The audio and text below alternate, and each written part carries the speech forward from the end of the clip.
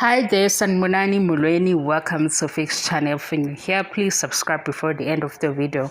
If returning, thank you for love and support. I appreciate you.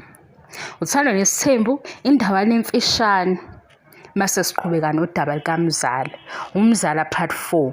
Ngitshelile ukuthi umzala njalo sinjani isimo sakhe. Sifike sibe nalo yababa oyindlondlo yama divorce.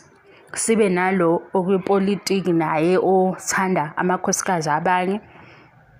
Sibe nalo obeku Netflix obe busy ke neskemosis umzala ku number 4 kuleyo list ngisaqhubeka ke naye nezindaba zakhe.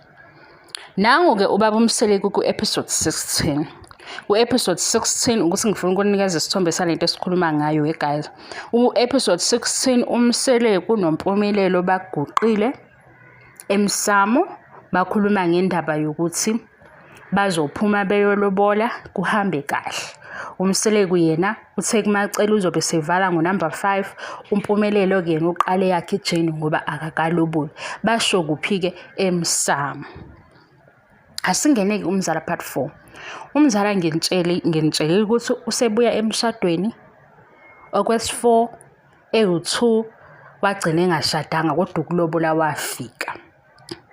Umzala ke makusekhaya mhlawumbe ukuthi khona bazolobola uyaba khona naye ebona ukuthi kunegotiate kanjani yonke leyo nto. Koseke walobola noma inkomo eseke zaphuma ekhaya baya eMsamo. Ngibuzeli ke umzala akaze afike ethi ke akungenwe eMsamo usho ukuthi useyahamba yolobola. Inkosi yami akazi kuseke kwaphuma inkomo kwaba khona utshwala besizo lobugayiwe kwaba ileyo nto eyenziwayo kangazi kwenami phela ngoba yenziwa abantu abadala ukusho ukuthi batshela abantu abadala eMsamo ukuthi nangu ke indodana wala ekhaya uyaphuma uyakusipha isibongo kuhambe kahle konke kwenziwa ke kwabanye. OkaMzala oseshade kawu4 akakazi afike nokuthi ke noma akube umkhuleko ngoba phela beseqale nokuthi abe umfundisi akakaze afike ngaze ngayisola we guys akakaze esho nokuthi ke akube nomthandazo ngobani yena uyahamba uyapi uyolobola kabani. Kufika ekugcineni November December sekuyashadwa. Into esengifuna ukuyazi ke mina guys ngoba ngiyayibona leyo ukuthi uyazuza ukuthi ulwazi likhona yini ukuthi mhlambe lo mshado abangena kuwona kusuke kuyibusiness ngoba ngibhekile online ikhona imishado enjalo ukuthi akushadelwa uthando akushadelwa mhlawumbe ukukhulisa umuzi kushadelwa nje ibusiness lokho nayibo leyo mshado leyo.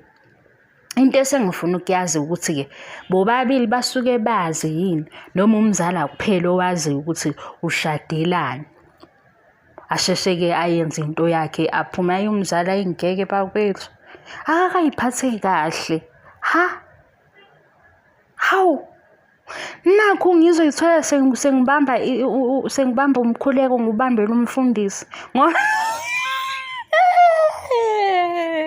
bakwethu angihle ngoba kuhlekisa ngicela ningi-understand angihle ngoba kuhlekisa lo esikhuluma ngaye umfundisi manje asazi noma usawuyena nomfundisi usebenza phi asazi uhlala phi asazi into ayithandayo expensive kuphela ngeke uhlangane naye egqoke nje uzombona ukuthi hayibo waze wasenka lo bhuti waze wasenka lo malume.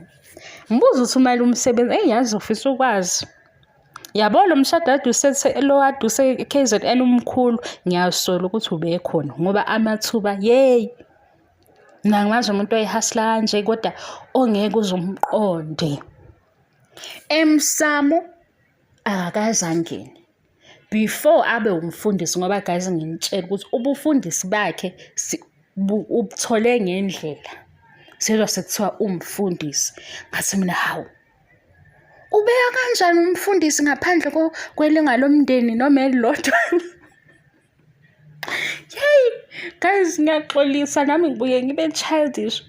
Ubeka kanjani akuba nomfundisi kungasekho ngisho ilungelo lodwa lomndeni? Hayi asazi-ke umfundisi-ke kodwa. Hawu, useshadile-ke. Uma kufika izinto zemndeni ey'hlanganisa umndeni, wayengafiki nonkosikazi. Shuthi-ke uma efika unkosikazi ufika abe nemibuzo mase zingahlangani iy'tori zakhe. Ngoba phela manje ngoba uma yetheka unkosikazi, umndeni wami uyathakaza. Unkosikazi awe. Ngiyaxolisa zithandwa zami. Uma unkosikazi esemtshele ngokuthi singabathakathi, uzofika abuke unkosikazi ethi hawu, kodwa bakithi laba bathakathi into ebhekephi ngoba sithakathi. Abafiki uma kuyimicimbi uyifikela kade ey'swekele, eqhamuke-ke ney'tori ey'ningi guys, ngiyayivala le video ngizosuke nginicasule. Bengifuna ukuthi nibone-ke akakaze ukujula kwento ayenzayo, akakaze engene emsamo, kungenwe-ke phela naye ukuthi-ke nakha sekulungisile uyaphuma-ke konke kuhambe kahle uyolobola. Cha, sifika sekulotsholiwe guys, hayi nokuthi sifika sekulotsholiwe, ngesinye isikhathi sifika sekunekhadi siye emshadweni siwumndeni. Hawe, siwumndeni. Ukuthi ngihlekani guys, ayihlekisi le ndaba ukuthi umzala ngiyamcabanga ukuthi yini indaba abeyisigebengu kanjena ngempela. Yini abeyisigebengu kanje? Mhlawumbe akasona isigebengu, wenza ibhizinisi nalabo sesibavumelana naye ngoba nabo khona into abayizuzayo, angisazi. Ngizama nami ukuyihlanganisa le ndaba yakho ukuthi mhlampe bonke bayazi ukuthi bakwebhizinisi.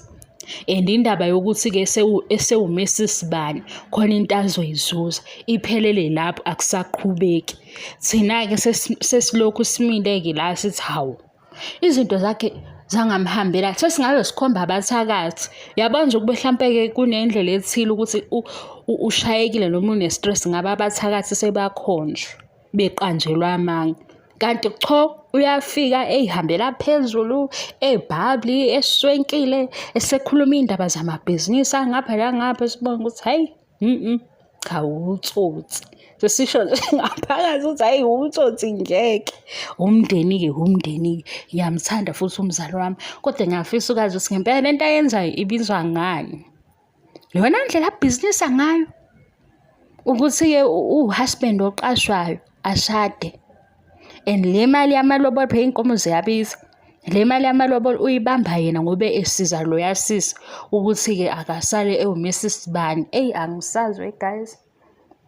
Angakaqedi-ke kodwa izigemegeme zikamzala. Ngizoza nje. Naleyo mfundisi nje ukuthi wamisa kanjani ngoba umfundisi sekungasekho noyedwa kuyilunga lomndeni omayo-ke naye uzomsupport noma yikho lokho ukuthi hayi umndeni wami awulungile, abathakathi bodwa. Njengoba nje ngilana mina ngikhetha inkosi, ngikhetha uSomandla, ngeke ngikwazi ukuyihlanganisa nabo, bayathakatha. Uyabona ukuthi kungaba isitori esikhona leso, ungabe kusabuzwa ukuthi hawu njengoba ezobekwa umfundisi uphi umndeni wakho abathakathi. Guys, ngiyabonga i-support ongayilandeli le ndaba noyizimdida, ngiyaxolisa ngakaqedi, ngiyaqhubeka nayo. Thank you so much for love and support. Ngiyabonga, angiqedi. Bye.